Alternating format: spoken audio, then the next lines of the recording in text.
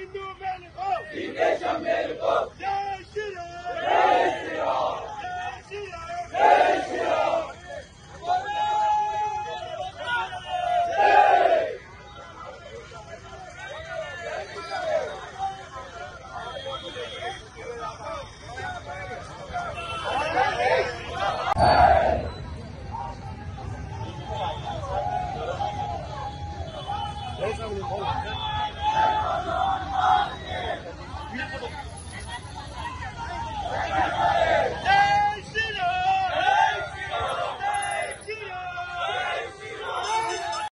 స్వామీజీని అతి కిరాతకంగా అరెస్టు చేశారు.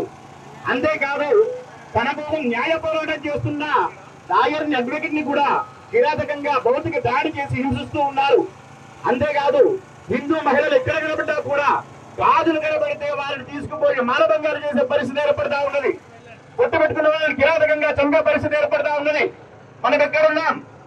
శాంతి ఎక్కడ ఉన్నది? అసలు ప్రజాస్వామ్యం బతికే ఉన్నదా బంగ్లాదేశ్ లో? అక్కడ ప్రభుత్వం ఏం చేస్తా ఉన్నది? ఇంత దాడి జరుగుతూ ఉన్న మైనారిటీల మీద ఎందుకు స్పందించడం లేదు? అక్కడ ప్రభుత్వం ఈ మత ఛాందసవాదులకు మద్దతుగా నిలుస్తూ హిందువులను దాడులు చేస్తా ఉంటే వారికి మద్దతు నిలుపుతా ఉన్నది. దానికి ఈ చిన్న కృష్ణదాస్ ని అరెస్ట్ చేయడం కూడా ఒక కారణంగా మనం భావించవచ్చు. వారిని ఈ విధంగా ప్రోత్సహిస్తే భవిష్యత్తులో మన పరిస్థితి ఏమిటి? బంగ్లాదేశ్ కావచ్చు, ఆఫ్ఘనిస్తాన్ కావచ్చు, పాకిస్తాన్ కావచ్చు, ఎక్కడైనా కానీ మైనారిటీలుగా ఉన్నటువంటి హిందువుల పరిస్థితి ఏమిటి? రానున్న కాలంలో ఇస్లాం మత దేశాలలో హిందువులకు ఏ పరిస్థితి ఆవరిస్తుంది? ఆ పరిస్థితి రాకుండా ఉండాలంటే ఈ రోజు మనం మన గలాన్ని విప్పాలి.